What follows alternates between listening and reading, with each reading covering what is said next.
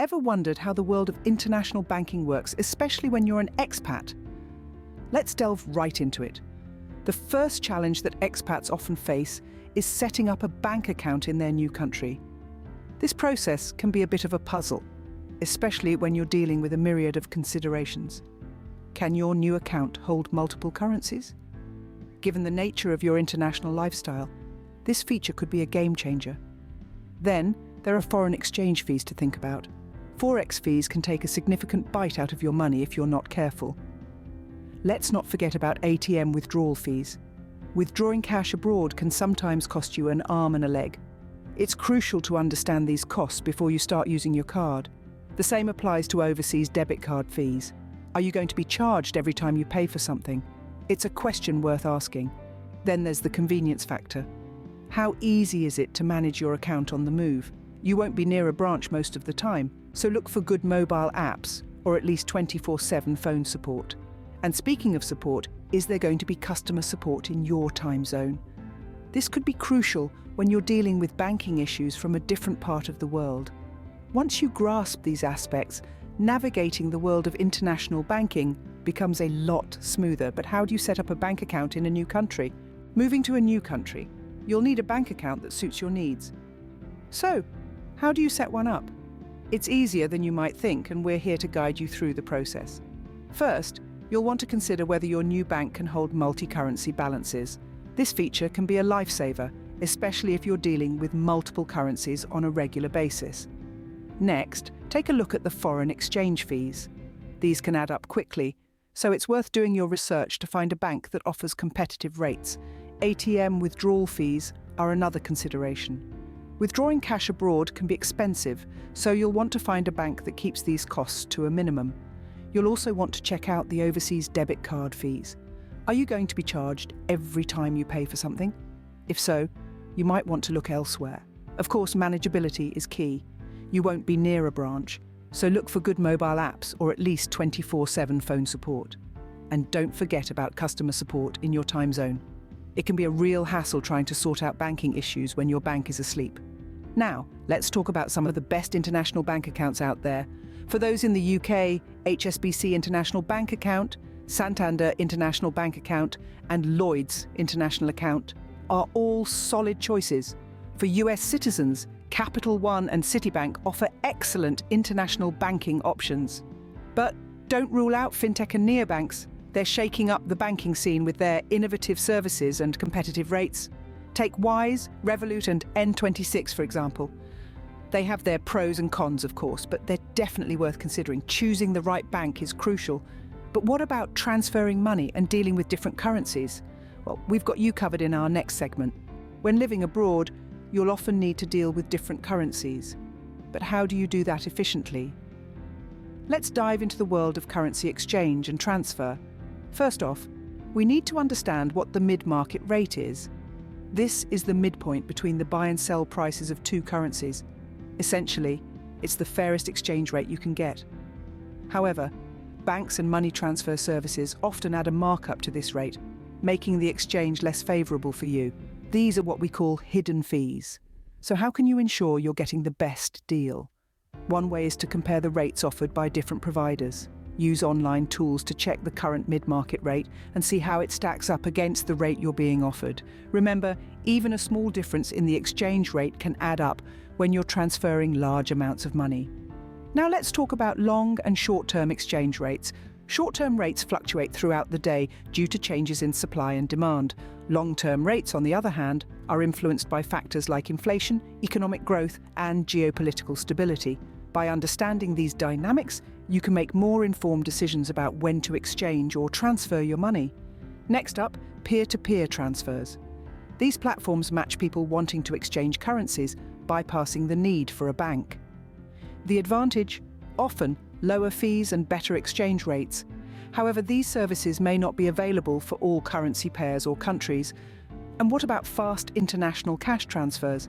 These are services that can move your money across borders quickly, often within minutes. But be warned, the speed often comes at a cost, with higher fees or less favourable exchange rates. Finally, some international money transfer tips. always check the total cost, not just the transfer fee.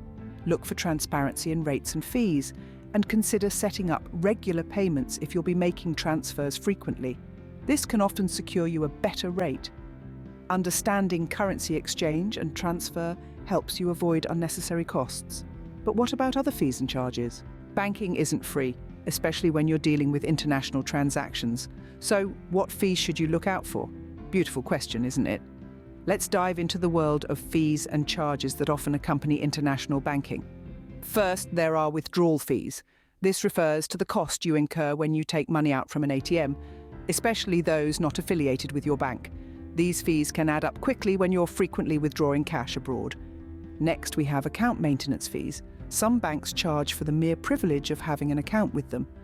These charges can be monthly or annual and are usually for the upkeep of your account and access to various banking services. Now, let's talk about the elephant in the room, hidden costs. These are sneaky little charges that aren't always immediately apparent. They could include fees for receiving paper statements, fees for using your debit card abroad, or even fees for not meeting a minimum account balance. One particularly crafty hidden cost you might encounter is the foreign transaction fee.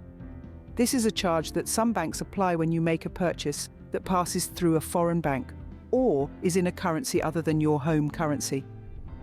In most cases, it's a percentage of the amount of the transaction, typically between 1% and 3%. And let's not forget about currency conversion fees. These are fees that your bank may charge when you need to convert your money from one currency to another. The cost of this service can vary widely from bank to bank, so it's worth shopping around to find the best deal. Lastly, we have wire transfer fees. If you're sending money internationally, your bank may charge a fee for this service, but it's not just your bank you need to worry about. The recipient's bank may also charge a fee to receive the money. As you can see, there's a lot to consider when it comes to international banking fees. But don't let this discourage you. With a little bit of research and a keen eye on your bank statements, you can navigate these costs and make the most out of your international banking experience. Being aware of these fees can save you a lot of money, but what about using credit and debit cards? Credit and debit cards can be a lifesaver abroad, but how do you use them wisely? When it comes to using credit and debit cards abroad, it's all about understanding the exchange rates, ATM withdrawals, and foreign transactions. Exchange rates fluctuate, and banks often charge a foreign transaction fee, usually a percentage of the total transaction amount.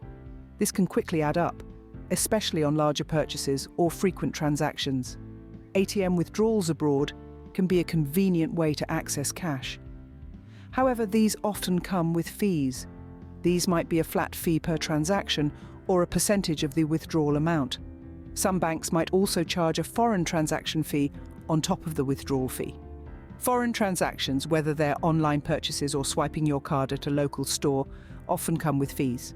These can be a flat fee or a percentage of the total transaction amount. Another thing to consider is a multi-currency account. This type of account allows you to hold and manage money in multiple currencies. It can be particularly useful for those who frequently travel or make transactions in different currencies. But what about travel cards and credit cards? These can be a great option for use abroad. Travel cards like Revolut, Currency, Fairfax, Monzo and Travelex offer features like no international payment fees and multi-currency options. On the other hand, credit cards like the Santander All-in-One Credit Card, Virgin Money Travel Credit Card and Barclaycard Rewards Credit Card can also be excellent choices. They offer benefits such as purchase protection, excellent exchange rates, and rewards for spending. Remember, it's important to compare different options and consider their fees and benefits before making a choice. The best card for you will depend on your individual preferences and needs. Choosing the right card can make your life a lot easier, but what about banking on the go? In today's digital age, banking has never been easier, but how do you make the most of online and mobile banking? Living abroad or constantly on the move can present unique challenges when it comes to managing your finances. That's where online and mobile banking come in. This technology allows you to manage your money from anywhere in the world at any time of day. From checking your balance to making transfers, online and mobile banking platforms put control of your finances right at your fingertips. When choosing your bank, it's crucial to consider the quality of their online services and mobile applications. Look for a clean, user-friendly interface that makes it easy to navigate and perform transactions. The best platforms will offer a comprehensive range of services, from viewing your transaction history to making international transfers. You should also be able to set up notifications, so you're immediately alerted to any significant changes in your account. But it's not just about functionality. Security is a critical aspect of online and mobile banking. Ensure your bank employs robust security measures to protect your data and funds. These may include encryption, two-factor authentication, and automatic logouts after periods of inactivity. And let's not forget about customer service. While you may not be able to walk into a branch, a good online banking service will offer 24/7 customer support through live chat, email, or over the phone. That way, you can get help when you need it, no matter where you are in the world. Moreover, many banks are now incorporating innovative features into their mobile apps. These might include budgeting tools, spending analytics, and even the ability to freeze and unfreeze your card with a touch. Some even offer the capability to deposit checks by taking a photo, a handy feature if you're still receiving checks from your home country. Online and mobile banking can be a game changer, but what about taxes? Embracing the digital world of banking is just one part of the puzzle. In our next section, we'll delve into the tax implications of living and banking abroad, so stay tuned for an enlightening discussion on navigating the world of international tax. Taxes can be a headache, especially when you're living abroad, but how do you navigate the tax maze? Let's start with a few key concepts. First, understanding your residency status is crucial. This determines where you are considered a tax resident and where you're expected to pay your taxes. It's not always as simple as where you live. Different countries have different rules, and you might be considered a tax resident in more than one place. Next, we have the concept of source. This is all about where your income comes from. If you're working in your new country, that's probably where your income is sourced. But if you have investments or property back home, or if you work remotely for a company in another country, the source of your income might be somewhere else. Then there's the idea of permanent establishment. This is a tax term that refers to a fixed place of business. If you set up a business in your new country, it could be considered a permanent establishment, which might affect where you pay taxes. Now let's talk about tax treaties. These are agreements between countries that determine who gets to tax what. They're designed to avoid double taxation. That's when the same income is taxed in two different countries. If there's a tax treaty between your home country and your new country, it could affect your tax obligations. Compliance is another important issue. Navigating reporting and disclosure requirements can be tricky. You might need to file tax returns in more than one country, and the deadlines and rules could be different in each place. You might also have to report your foreign bank accounts, assets, or income to your home country. Understanding your tax obligations can save you from a lot of trouble. But what about local regulations? When in Rome, do as the Romans do. But how does this apply to banking? It's a fair question. You see, when you're living abroad, it's not just about adapting to new cultures and cuisines. You also need to navigate the local banking regulations and ensure you're in full compliance.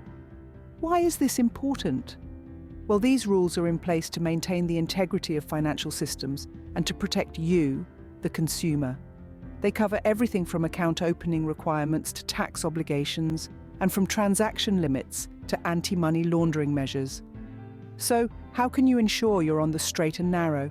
Firstly, get familiar with the local banking laws. You can do this by researching online, consulting with a financial advisor, or even talking to your local bank branch. Next, make sure you understand your tax obligations. This could involve hiring an accountant or using tax software that's tailored to expats. Remember, ignorance is not an excuse in the eyes of the law.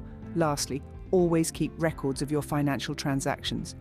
This will not only help you track your spending, but also come in handy if you ever need to prove your compliance.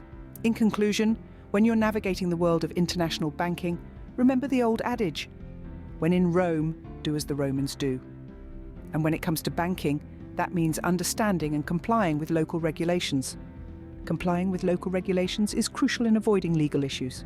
Living abroad is an adventure, and understanding international banking is part of that adventure.